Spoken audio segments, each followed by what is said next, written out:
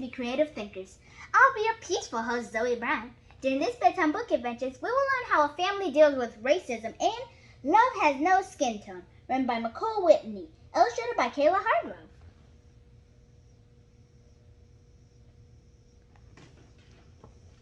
And look, she wrote a little note for me in the book. Hi Zoey, I hope you will enjoy this story. I look forward to hearing you make it come to life. Thank you, keep the peace, Michol Whitney. I always love it when I get notes from the author. Okay, let's get started. Here is the dedication page. I dedicate this book to my son Chad and my son Fuse, Omari, Will, and Austin. I love you tremendously. This book is for every person who stands for liberty, justice, and equality, and those who have suffered from the lack of either. Stay strong. Change is coming.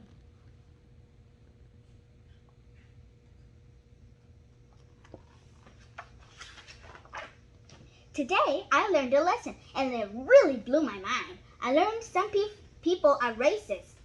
They don't respect all humankind. While going to the grocery store, I noticed something wrong. The stores were closed and boarded up, and the trip was taking long.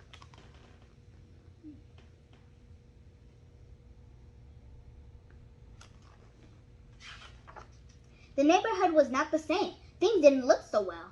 There was nowhere for us to shop for food, as far as I could tell. I looked at all the damage. I looked in disbelief. I looked at all the people that were overwhelmed with grief.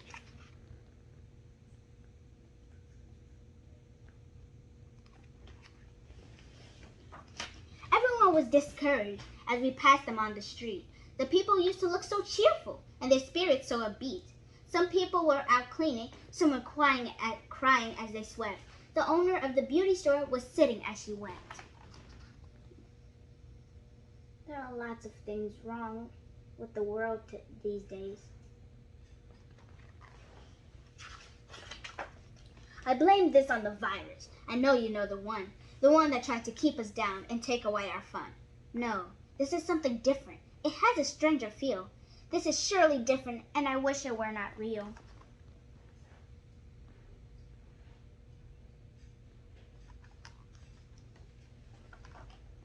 I stopped looking out the window, and I turned to Mom and Dad. I could tell they noticed too, so I knew that it was bad. We drove in super silence as we went farther down the road. Then things looked much better as we reached a new zip code.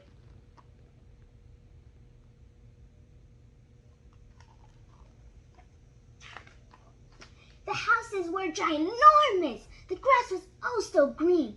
The cars were big and shiny. The air was fresh and clean. As we pulled into the parking lot of the grocery store, a man looked at us angrily as he pushed open his door.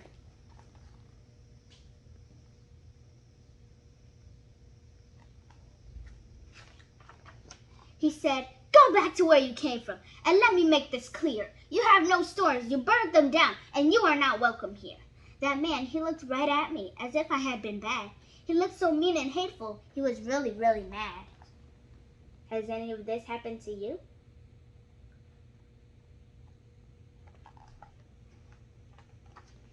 The dad gave the man a look, and he carefully parked the car. The man did not return the look until he was afar. I asked my dad, what did we do? Why is he mad at us? Why is that man so upset and making such a fuss?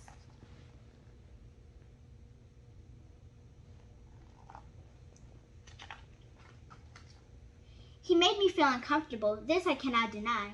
I tried my best to hold it in, but I began to cry. My dad came to hug me, and he held me pretty tight. He said I should not worry and that everything's all right.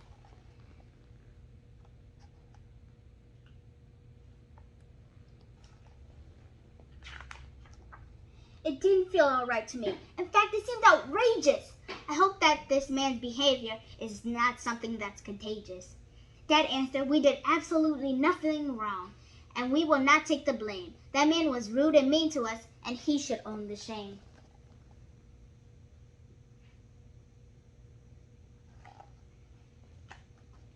He mentioned things that people did that looked like you and me. We are not guilty of those things. He is as wrong as he can be. Now wipe those tears. Stay here with Mom, and let me see that smile. I'll go inside and get some things, and it will only take a while.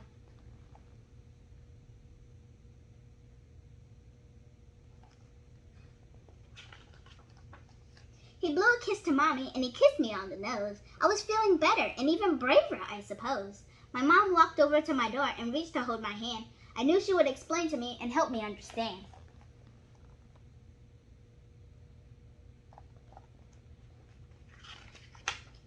I cried, "I'm not getting out the car. I want to stay inside. There may be others like that man. From them we should all hide. I want to go back home to the places that I know. I don't want to stay here now. I think it's time for us to go."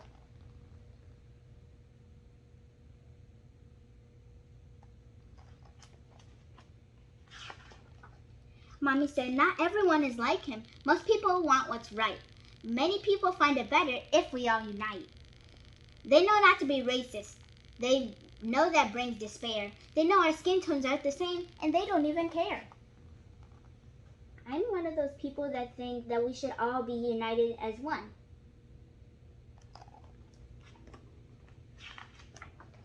People like him are racist. They are better known as haters. They think the color of their skin somehow makes them much greater. They believe in all the stereotypes and listen to the myths. They get blinded by these labels and they don't see others' gifts.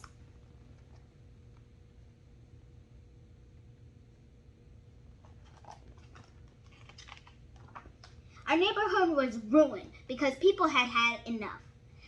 Enough of being mistreated when times are already tough. When groups of people want to change, they protest in peace and quiet. When they're ignored and abused, some people begin to riot. Have you heard of any riots lately?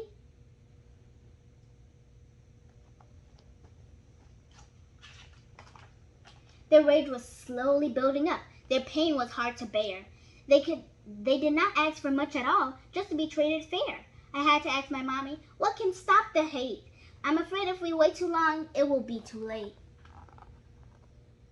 It's never too late to do the right thing.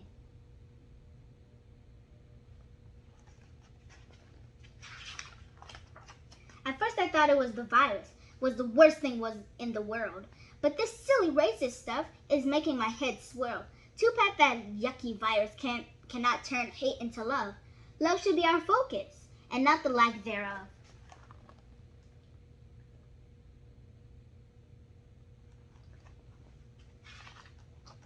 Mommy said, the world does not change just because we say it should.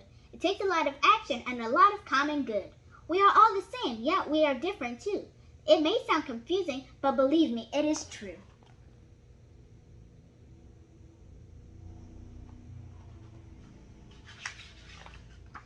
Our differences should be celebrated, our similarities should be too. It is because we are different that I am me and you are you.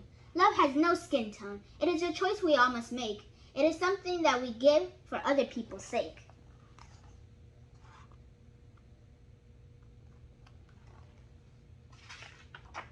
We are all important, different, and unique. We should not put others down, judge them, or critique. There is no group that is better. There is no perfect race. We are all brothers and sisters, and we must learn to share this space.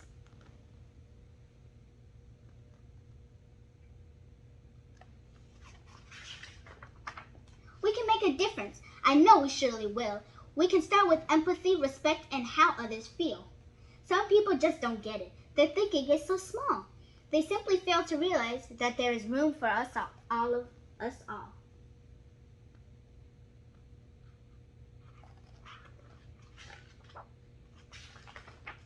I'm glad I learned this lesson. I hope the hate will cease. I look forward to living in a world we can all live in peace. I really hope that world will come very soon. The end. That was a great book to teach us to treat everyone with kindness and respect. I'll see you next Wednesday at 8 p.m. Central at KidBits with Zoey Brown, Bedtime Book Adventures. Good night.